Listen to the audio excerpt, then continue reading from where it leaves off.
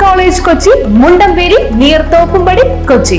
Contact 0484 298067 7902980067. തീരദേശ മേഖലയിൽ കടലാക്രമണ ദുരിതം അനുഭവിക്കുന്നവർക്ക് വ്യാപാരികളുടെ കൈത്താങ്.